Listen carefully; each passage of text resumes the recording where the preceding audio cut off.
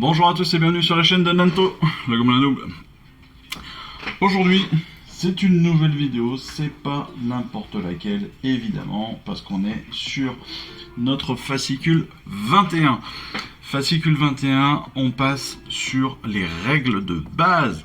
Alors, non pas les règles de base que l'on connaît, en fait, évidemment que si, on les connaît déjà, mais on est sur ce que je vais appeler, sur ce que j'ai appelé dans mes présentations de fascicules, sur les règles en mise en page, livre de base, livre de règles de base. Voilà, ça c'est important.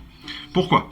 Parce que comme je le disais dans notre dernier numéro, dans le fascicule numéro 20, on a jusqu'à maintenant eu toutes les règles. Voilà, techniquement, on nous a quasiment donné toutes les règles, sauf que pour que l'on puisse apprendre à jouer tranquillement, elles ont été adaptées au fur et à mesure pour nous permettre d'appréhender au mieux les choses, de faciliter la compréhension de toutes les choses.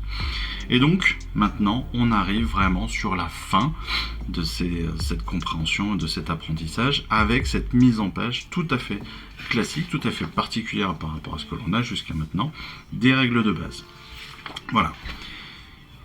Il faut savoir que une fois qu'on aura reçu l'ensemble de ces règles de base, une fois qu'on aura reçu l'ensemble des pages de ces règles de base, on saura jouer définitivement à Age of Sigmar V3.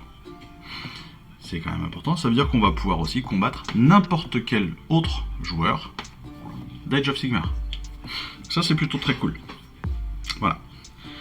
Sachez aussi, pardon, que non seulement on connaît les règles, mais il y a quand même des points qui pourront être améliorés, qui vont être expliqués un peu plus dans les prochains numéros, donc c'est aussi important de bien garder ça en tête.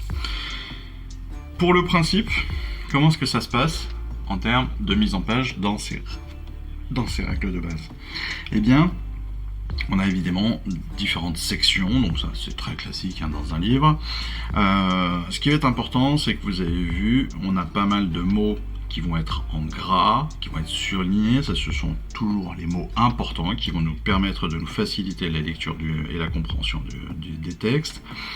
On a les différentes parties qui sont bien numérotées. Ça aussi c'est important parce que des fois on va faire référence à des parties en particulier, des éléments de règles en particulier. Je prends l'exemple. Les chartes d'unité par exemple. Hop, il faudra aller voir le 1.3.1. Les profils de bataille rangés, voire 25.0. Les aptitudes d'allégeance, voire 27.0. Les packs de bataille, voire 28.0. Tous ces éléments-là, c'est des références qui vont nous permettre d'aller chercher la bonne règle au bon endroit, au bon moment. Tout simplement. Donc ça, on va avancer petit à petit, on va continuer à apprendre tout ça. Bon là, je ne lis pas les concepts de base, les figurines ennemies, etc. Ça c'est des choses qu'on connaît, donc on va pas s'en charger là. On va passer tout de suite à la charte d'unité de la semaine. La charte d'unité de la semaine, évidemment, c'est le Slogot des Marais. Alors, 3 aptitudes en particulier sur Slogot des Marais. Slogot des Marais qui a 12 blessures potentielles, un mouvement de 6, 4 plus de sauvegarde et 5 de bravoure. 2 armes de mêlée, attention, pas d'armes de jet.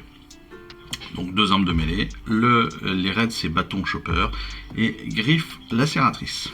D'accord? Donc, les aptitudes sont très simples. L'équipage de Chopper Grotz. Donc, à la fin de la phase de combat, vous allez pouvoir choisir une figurine ennemie qui est à 2 pouces du Slogot. D'accord? On va jeter un dé. Si le jet donc de dé est au moins au double de la caractéristique de blessure de la figurine est tuée. Donc évidemment, ça ne peut pas fonctionner avec des grosses figurines, mais imaginons que vous êtes attaqué par une unité de 5 Vindictors. Vous lancez le dé, si vous avez le double de ces points de blessure, de ces aptitudes de blessure, vous tuez une des figurines. C'est quand même hyper intéressant, ça permet de mettre un petit coup de plus à la fin d'une phase de combat. Mais attention, à la fin de la phase de combat, c'est pas à la fin de votre phase de combat. Donc voilà, c'est après la résolution de tous les combats. Joueur de tambour, deuxième aptitude. Donc on ajoute 1 au jet de touche pour les attaques d'armes de mêlée de toutes les unités amies qui sont entièrement à 18 pouces d'un joueur de tambour. Ça aussi, c'est une aptitude hyper intéressante. 18 pouces, encore une fois. Ça veut dire quoi? Ça veut dire qu'on va avoir un rayon d'utilisation de cette aptitude de 18 pouces. Ce qui veut dire qu'on va avoir un diamètre. Donc, imaginons que notre unité, évidemment, c'est pas notre slogot. Tiens, je l'ai là. Il est pas peint. Voilà, comme ça, vous en êtes témoin.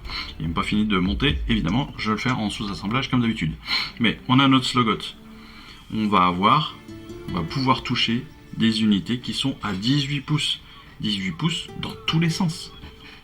Ça veut dire qu'on va avoir, techniquement, 36 pouces de couverture d'un cercle de 36 pouces de couverture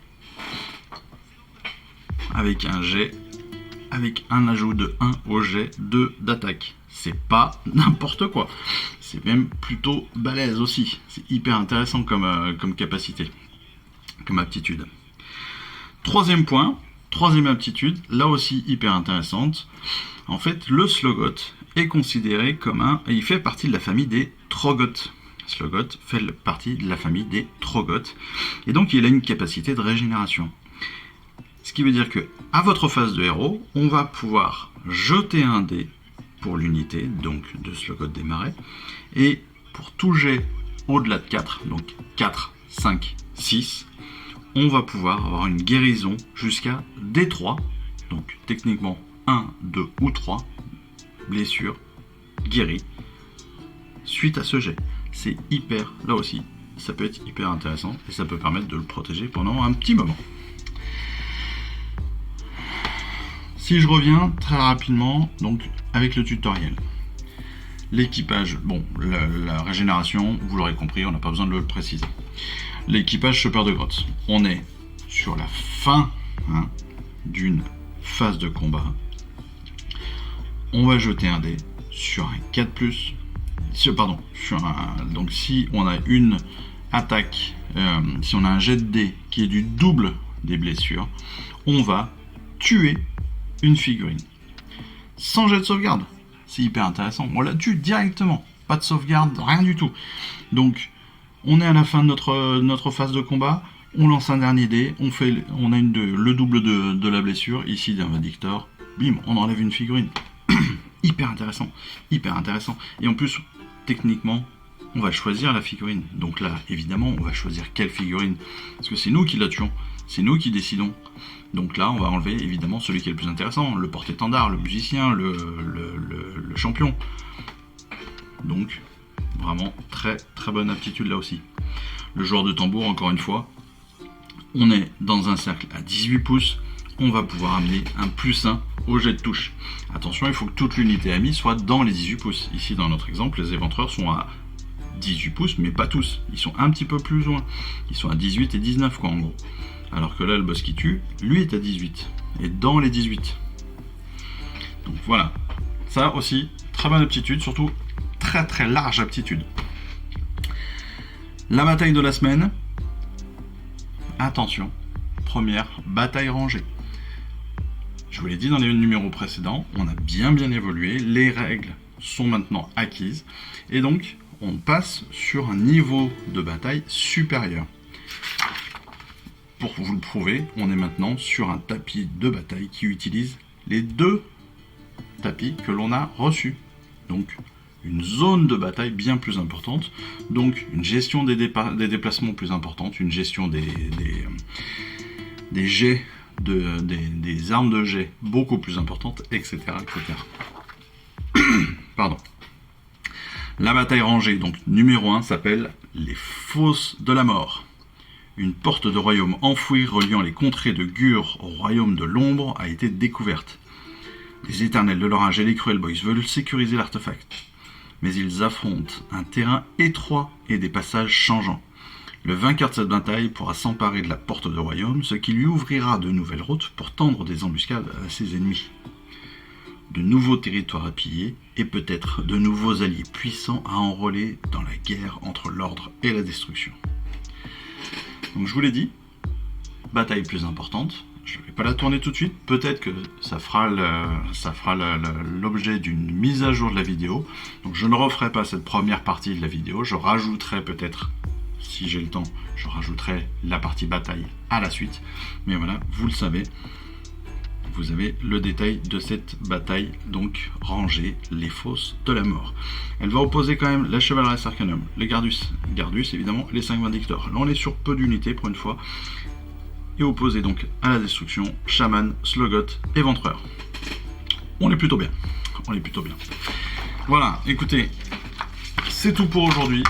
J'espère encore une fois que cette vidéo de règles vous aura intéressé. J'espère surtout que j'aurai été assez compréhensible sur la charte d'unité, en particulier du slogot de Marais.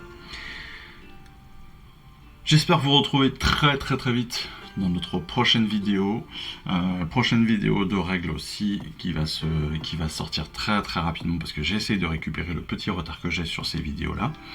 Et puis dans tous les cas, moi je vous remercie encore pour tout votre accompagnement, pour tout votre soutien. Je remercie aussi, je suis pas sponsorisé, mais là actuellement je travaille avec j'achète chez 3 magasins en particulier, et je les remercie tous les 3, que ce soit le magasin Warhammer de Montpellier, que ce soit la boutique Table Rase à Montpellier ou le temple à Metz, parce qu'ils sont tous super sympas, ils ont tous des bons conseils, que ce soit en termes de peinture, en termes d'accompagnement, en termes de jeu, voilà, c'est toujours super sympa. Et puis c'est sympa d'avoir des commerçants, des vrais commerçants, voilà, qui sont vraiment sympas, et ça fait plaisir. Même aussi Col 21 à Montpellier, voilà, c'est vraiment super cool. Moi je travaille avec ces 4 là pour l'instant, et puis merci aussi à tous les contacts, toutes les personnes à qui j'achète des figurines sur le Bon Coin, parce que là aussi c'est vraiment plaisant d'avoir des discussions, enfin des échanges très sympathiques, et donc je les en remercie tous encore une fois. Voilà, écoutez, c'est tout pour aujourd'hui. Moi je vous souhaite à tous une excellente fin de journée, une excellente fin de semaine, et puis je vous dis surtout à très vite. Et encore une fois, jouez bien. Allez, à plus. Bye bye, ciao. Je vous remercie d'avoir suivi cette vidéo. Si ça vous a plu, eh bien abonnez-vous, lâchez un petit like et un commentaire, et suivez-moi sur Instagram où je poste régulièrement des photos de mes dernières réalisations et dernières peintures. Et puis comme il est maintenant de tradition sur la chaîne, je vous souhaite une excellente fin de journée, et surtout, lisez bien, collectionnez bien, assemblez bien, peignez bien et jouez bien. Allez, je vous embrasse et puis je vous dis à très vite. Allez, ciao, bye bye.